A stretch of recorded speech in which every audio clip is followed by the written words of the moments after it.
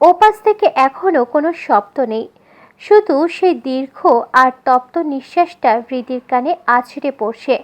হৃদির কেন জানি মনে হলো এই নিঃশ্বাসটা তার খুব চেনা। এই নিঃশব্দ উপস্থিতিও যেন অনেক না বলা কথা জানান দিচ্ছে, যেন ওপাশের মানুষটা কিছু বলতে চাইছে, কিন্তু গলার কাছে সব শব্দ পাথর হয়ে আটকে আছে। কিছুক্ষণ দুজনেই ওপাশে নিস্তব্ধ হয়ে রইল। হৃদির মনে হলো সময় যেন থমকে গেছে। সে শুধু ওপাশের ভারী নিঃশ্বাসের শব্দটুকু বুকের ভিতর অনুভব করছিল, কিন্তু হঠাৎ করে লাইনটা কেটে গেল। হৃদি একটা দীর্ঘশ্বাস ফেলল। বুকটা কেন জানি হাহাকার করে উঠল তার। মনে হলো খুব কাছের কেউ এসেও আবার মাঝপথ থেকে ফিরে গেল। কিন্তু ঠিক 2 মিনিট পর আবারও ফোনটা বেজে উঠল। হৃদি এবার কিছুটা বিরক্ত হয়ে স্ক্রিনের দিকে তাকালো। দেখলো এবার শুভ্রা কল দিয়েছে। হৃদি কলটা রিসিভ করতেই ওপাশ থেকে শুভ্রা চড়া গলায় বলতে শুরু করলো, কই তুই? তাড়াতাড়ি রেডি হ, আমি তোদের বাসার সামনে আসছি, সাথে আব্বু আম্মু আছে। হৃদি অবাক হয়ে বলল, কেন? কোথাও যাচ্ছিস নাকি? শুভ্রা উত্তেজিত গলায় বলল, রে, ভাইয়া আসছে, তাই এয়ারপোর্টে যাচ্ছি।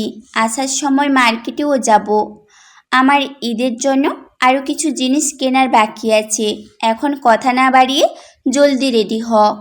শুভ্রার কথাগুলো শোনা মাত্রই হৃদির বুকটা ধক করে কেঁপে উঠল। সারা শরীরে যেন একটা বিদ্যুৎ খেলে গেল। শুভ্র শুভ্র আসছে।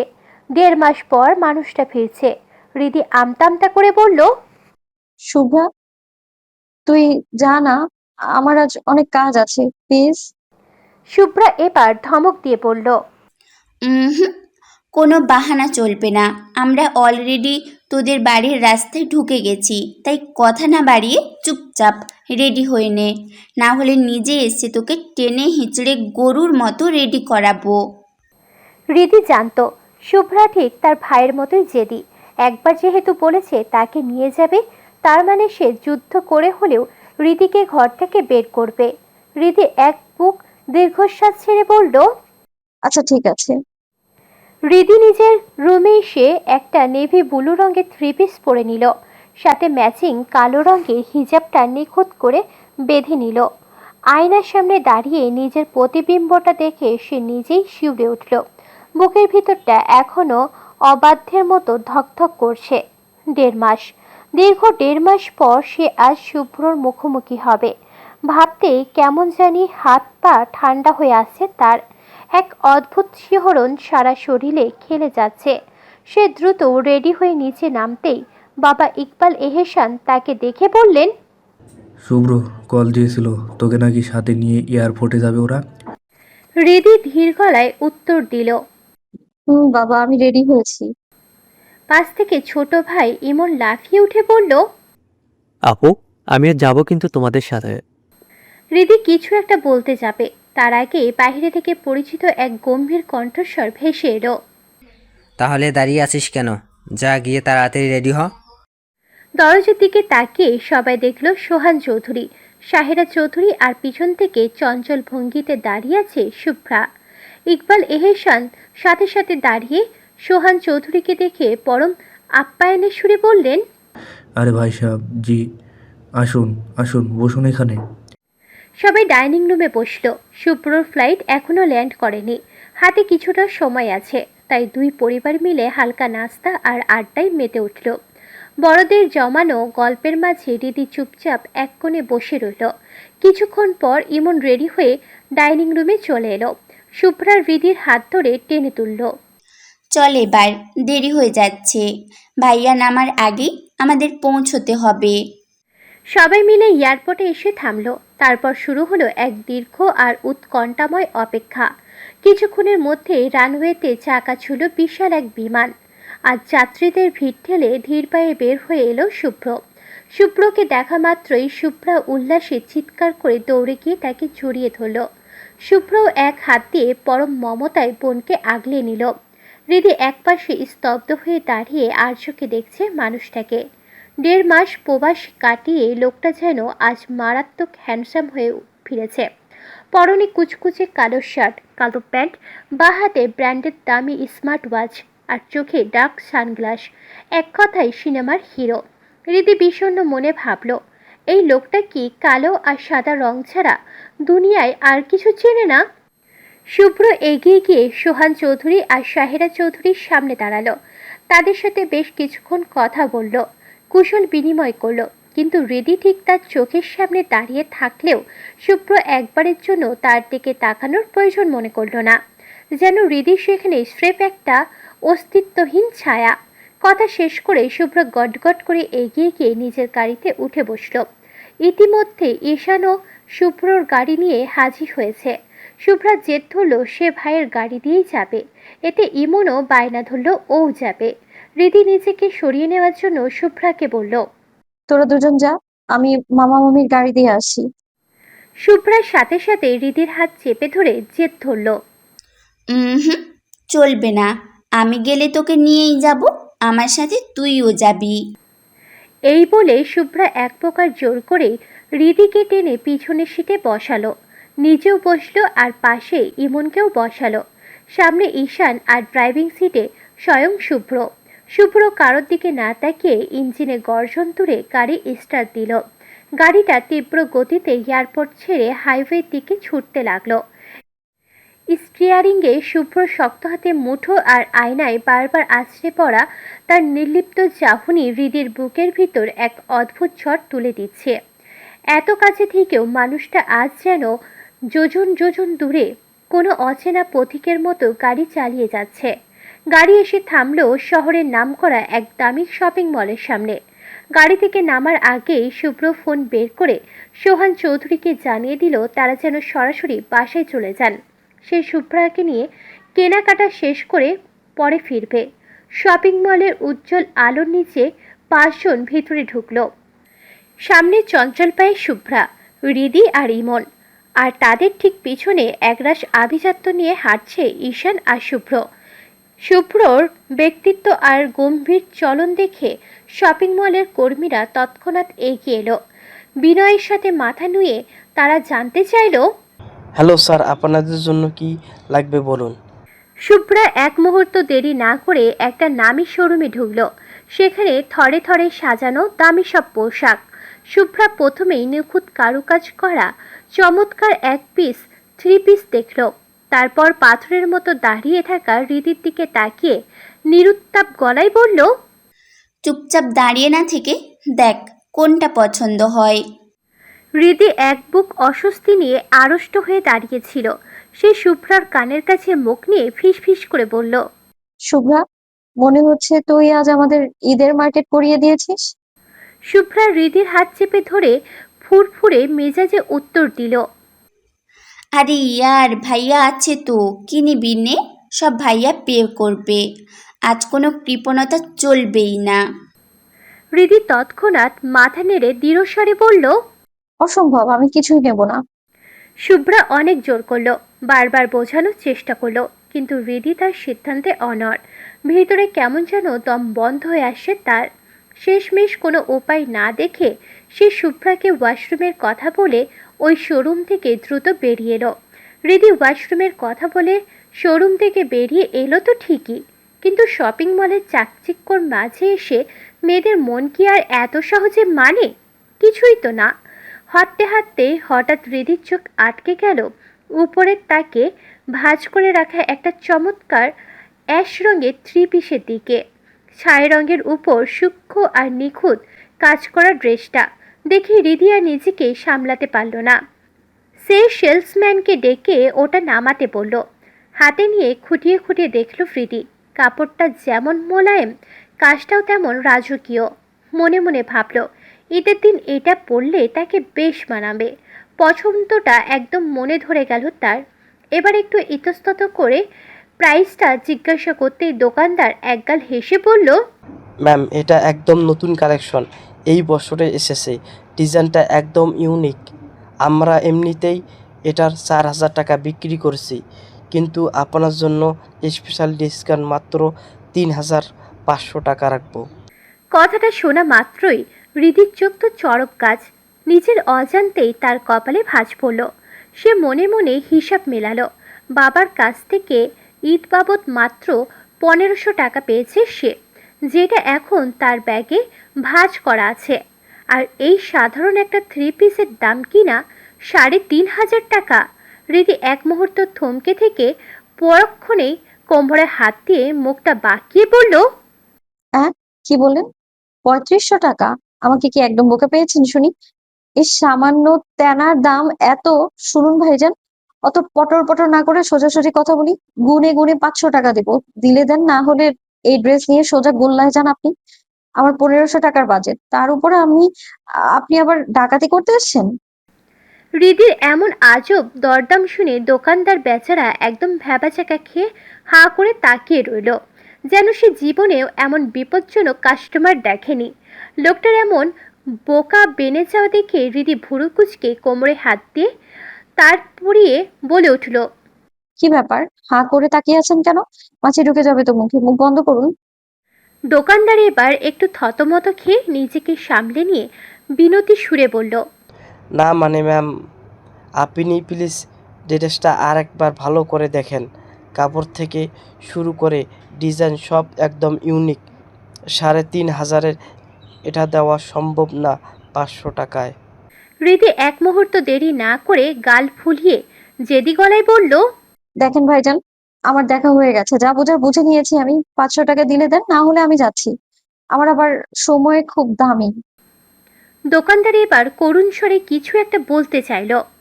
বেচারার কথা শেষ হওয়ার আগেই পিছন থেকে একজন অত্যন্ত গম্ভীর আর ভারিক্কি কণ্ঠস্বর ভেসে এলো। Pack it up. হৃদি চমকে উঠে পিছনে তাকিয়ে দেখে শুভ্র দাঁড়িয়ে আছে। সে দুহাত পকেটে গুজে শান্ত ভঙ্গিতে নিজের সানগ্লাসটা খুলে ফেলেছে। শুভ্রকে একদম কাছে এইভাবে দাঁড়িয়ে থাকতে দেখে হৃদির বুকের ভিতরটা আবারও অবাধ্যর মতো কেঁপে উঠল। কিন্তু পরক্ষণে একরাশ অভিমান এসে সেই কাঁপুনিকে চাপা দিয়ে দিল।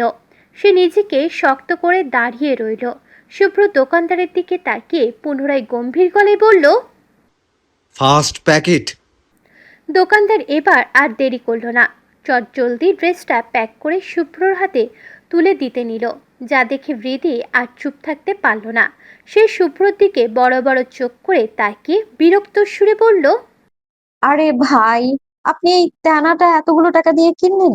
আরে, এই তেনার দাম কোনোভাবেই 500 টাকার উপরে হবে না, শুধু শুধু লস খাচ্ছেন তো। শুভ্র এক মুহূর্ত চুপ থেকে হঠাৎ কড়া গলায় ধমক দিয়ে উঠল। Shut up idiot. শুভ্রর সেই বজ্র কঠিন ধমক খেয়ে হৃদি একদম চুপসে গেল। তার মুখটা মুহূর্তেই ছোট হয়ে এলো। শুভ্র কাউন্টার থেকে শপিং ব্যাগটা ছো মেরে তুলে নিল এবং সেটা হৃদির দিকে বাড়িয়ে দিয়ে শীতল গলায় বলল, হোল্ড দিস। হৃদি থতমত খেয়ে ব্যাগটা হাতে নিতেই শুভ্র তার চোখের দিকে তীক্ষ্ণ দৃষ্টিতে তাকিয়ে শাসনের ভঙ্গিতে বলল, নেক্সট টাইম যদি আবার দেখি কোনো দোকানে এসে এমন ফালতু সিন ক্রিয়েট করছিস, তবে তোর এই 2 পা কেটে বাড়িতে বসিয়ে রাখতে আমার একদমই সময় লাগবে না। আন্ডারস্ট্যান্ড? বলেই হৃদির হাত শক্ত করে চেপে ধরে টানতে টানতে শুভ্রার কাছে এনে দাঁড় করিয়ে দিল শুভ্র। হৃদি ব্যথায় উহ করে উঠল, কিন্তু শুভ্রর পাথরে চাহনি দেখে শব্দ করার সাহস পেল না। তাকে শুভ্রার জিম্মায় ছেড়ে দিয়ে শুভ্র এক মুহূর্ত দেরি না করে গটগট করে শোরুমের বাইরে চলে গেল। শুভ্রা হৃদির লাল হয়ে থাকা মুখ আর গাল ফোলানো দেখে অবাক হয়ে জিজ্ঞাসা করল, কি রে, কি হয়েছে? এমন গাল ফুলিয়ে আছিস কেন? ভাইয়া কিছু বলেছে নাকি? হুম হুম। হৃদি এক বুক অভিমান চেপে রেখে কোনো মতে মাথা নিচু করে বলল, কিছু না রে, এমনি মাথাটা একটু ধরেছে মনে হয়। শুভ্রা আর কথা বাড়ালো না। সে মনের সুখে ঈদের যা যা দরকার সব কেনাকাটা শেষ করে নিল। কেনাকাটার বিশাল সব ব্যাগ ঈশানের হাতে ধরিয়ে দিয়ে তারা সবাই মিলে মলের ভিতরে একটা দামি রেস্টুরেন্টে গিয়ে ঢুকলো। হৃদি, শুভ্রা, ইমন, ঈশান আর শুভ্র সবাই মিলে একটা বড় টেবিল দখল করে বসলো। ওয়েটার এসে মেনু কার্ড দিয়ে গেল। সবাই যখন খাবার অর্ডারে ব্যস্ত, ঠিক তখনই শুভ্রা হঠাৎ টেবিলে অন্য পাশে বসা ঈশানের দিকে তাকিয়ে একটু কৌতূহলী গলায় বলল, ঈশান ভাইয়া, একটা কথা জিজ্ঞেস করব? ঈশান মেনু কার্ড থেকে চোখ সরিয়ে মৃদু হেসে বলল। বলো কি বলবে? শুভ্রা বেশ সিরিয়াস ভঙ্গিতে চিবুকে হাত দিয়ে বলল। আচ্ছা ভাইয়া, হিন্দুদের কি ঈদ নেই? তারা কি আমাদের মতো আনন্দ করে ঈদ করতে পারে না? শুভ্রার এমন অদ্ভুত আর শিশুতোষ প্রশ্নে টেবিলের সবাই এক মুহূর্তের জন্য স্তব্ধ হয়ে গেল। এমনকি গম্ভীর হয়ে ফোনে মগ্ন থাকা শুভ্রও একবার মাথা তুলে শুভ্রার দিকে তাকালো। হৃদি অবাক হয়ে ভাবল, হঠাৎ শুভ্রার মাথায় এই চিন্তা কেন এলো? ঈশান কিছুক্ষণ চুপ হয়ে রইল, যেন এই প্রশ্নের কোনো সঠিক উত্তর তার জানা নেই। শুভ্র একটা দীর্ঘশ্বাস ফেলে অত্যন্ত শান্ত কিন্তু গম্ভীর গলায় সে বলতে শুরু করলো। দেখ শুভ্রা, ঈদ শব্দটার অর্থ হলো আনন্দ বা বারবার ফিরে আসা উৎসব। ইসলাম ধর্মে ঈদ হলো মহান আল্লাহর পক্ষ থেকে মুসলিম উম্মার জন্য নির্ধারিত দুটি বিশেষ পুরস্কারের দিন, ঈদুল ফিতর আর ঈদুল আজহা। এটা নিছক কোনো সামাজিক উৎসব নয়, বরং এর সাথে ইবাদত আর বিশ্বাসের গভীর সম্পর্ক জড়িয়ে আছে। দীর্ঘ 1 মাস সিয়াম সাধনার পর আল্লাহর সন্তুষ্টির আশায় আমরা ঈদুল ফিতর পালন করি। শুভ্র এক মুহূর্ত থেমে হৃদি আর শুভ্রার উৎসুক চোখের দিকে তাকিয়ে আবার বলতে লাগলো। এখন তোর প্রশ্নে আসি। ধর্মীয় বিধান অনুযায়ী ঈদ মুসলিমদের জন্য নির্দিষ্ট ইবাদতের অংশ, তাই অন্য ধর্মের মানুষদের জন্য ইসলামিকভাবে ঈদ পালন করার কোনো বিধান নেই। যেমন আমাদের জন্য তাদের ধর্মীয় উৎসব পালন করার কোনো সুযোগ নেই। তবে ইসলামের শিক্ষা হলো আনন্দের দিনে আমরা প্রতিবেশী বা পরিচিত অমুসলিমদের সাথে সৌজন্য বিনিময় করতে পারি, তাদের খাবার খাওয়াতে পারি। কিন্তু উৎসবের যে মূল চেতনা বা ধর্মীয় ইবাদত, সেটা একান্তই মুসলিমদের। তাই তারা সামাজিকভাবে আমাদের আনন্দে সামিল হতে পারলেও ইসলামী শরিয়াহ অনুযায়ী তাদের কোনো ঈদ নেই। শুভ্রর এই স্পষ্ট আর যুক্তিপূর্ণ উত্তর শুনে টেবিলের সবাই একদম চুপ হয়ে গেল। এমনকি হৃদিও অবাক হয়ে ভাবল, মানুষটার সবকিছুর এত গভীর জ্ঞান রাখা, অথচ তার মনের খবরটা আজও রাখতে পারল না। শুভ্রার মনটা মুহূর্তে কেন জানি বিষণ্ণ হয়ে গেল। তার এই হঠাৎ মন খারাপের কারণটা সে ছাড়া এই টেবিলের আর কারোর জানা নেই। সবার এই গম্ভীর নীরবতার মাঝে হঠাৎ ইমন চটপটে গলায় ঈশানের দিকে তাকিয়ে বলে উঠল। বড়, আমাদের বাসায় কিন্তু কাল তোমার দাওয়াত। কাল অনেক আয়োজন হবে, সবাই মিলে অনেক মজা করে খাবো। তুমি হিন্দু হয়েছ তো কি হয়েছে, ঈদ তো খুশির দিন আর আনন্দ সবার জন্য। আল্লাহ প্রদত্ত কোনো উৎসব তার সৃষ্টি বা বান্দারা মিলেমিশে পালন করলে তিনি নিশ্চয়ই বিরক্ত হন না, কারণ তুমি হিন্দু হলেও স্বয়ং আল্লাহই তো তোমাকে সৃষ্টি করেছেন, তাই না? তাহলে তুমিও তো তারই সৃষ্টি, তারই বান্দা। তার দেওয়া উৎসবে সামিল হতে তোমার বাধা কোথায়? ইমনের এমন সোজাসাপটা আর আবেগের কথা শুনে ঈশান কিছুটা অপ্রস্তুত হয়ে নিজের চুলে হাত বুলালো। সে ম্লান হাসলো ঠিকই, কিন্তু মুখ ফুটে কোনো উত্তর দিল না। টেবিলের চারপাশটা হঠাৎ এক অদ্ভুত নিস্তব্ধতায় ছেয়ে গেল। শুভ্রও একদম চুপচাপ। সে মনে মনে খুব ভালো করেই জানে ঈশানকে হাজারবার বললেও সে সহজে তাদের বাসায় যাবে না। এর আগেও অসংখ্যবার দায়িত্ব দেওয়া হয়েছে, পীড়াপিড়ি করা হয়েছে, কিন্তু ঈশান সবসময় খুব বিনয়ের সাথে এড়িয়ে গেছে। তবে শুভ্র দম্বার পাত্র নয়। নিজের জেদ আর বন্ধুর প্রতি টান থেকে সে নাছোড়বান্দা হয়ে থাকে। ঈদের দিন পুরোটা সময় ঈশানকে নিজের সাথে নিয়ে ঘুরে বেড়ানোটা শুভ্রর কাছে এখন এক মজ্জাগত অভ্যাসে পরিণত হয়েছে। বাড়ি ফিরতে ফিরতে রাত 10টা বেজে গেল। শুভ্র তার সেই চিরচেনা গম্ভীর মেজাজে হৃদি আর ইমনকে বাড়ির সামনে নামিয়ে দিয়ে এক মুহূর্ত অপেক্ষা না করে গাড়ি ঘুরিয়ে চলে গেল। বাড়ির ভিতর পা রাখতেই ইমন আর হৃদি দেখল শোবার ঘরে এলাহি কাণ্ড চলছে। ইকবাল এহেসান আলমারি থেকে কাপড় বের করতে করতে তাড়া দিয়ে বললেন, এসেছি তোরা। যাক বাবা, যা তো, গিয়ে তাড়াতাড়ি তোদের দরকারি কাপড় চোপড়গুলো গুছিয়ে নে। ইমন অবাক হয়ে বাবার দিকে তাকিয়ে জিজ্ঞাসা করলো, কেন আব্বু, হঠাৎ গোছগাছ কেন? আমরা কোথাও যাচ্ছি নাকি? রাবেয়া এহেসান তখন একটা বড় ট্যাঙ্ক গোছাতে ব্যস্ত। তিনি মুখ তুলে মুচকি হেসে বললেন, হ্যাঁ রে পাগল, আমরা সবাই গ্রামের বাড়ি যাচ্ছি। ইচ্ছা ছিল এবার শহরে ঈদ করব, কিন্তু তোদের মামা হঠাৎ মত ঘুরিয়ে ফেলল। তিনি চাইছেন এবার আমরা সবাই মিলে নারীর টানে গ্রামের বাড়ি গিয়েই ঈদটা করি।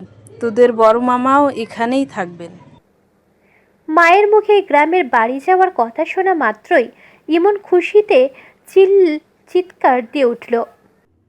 ইয়ে, দারুণ হবে। কতদিন পর গ্রামে যাব, বন্ধুদের সাথে ছুটি, আড্ডা আর ঘোরাঘুরি হবে। উফ, ভাবতে জাস্ট জমে যাবে।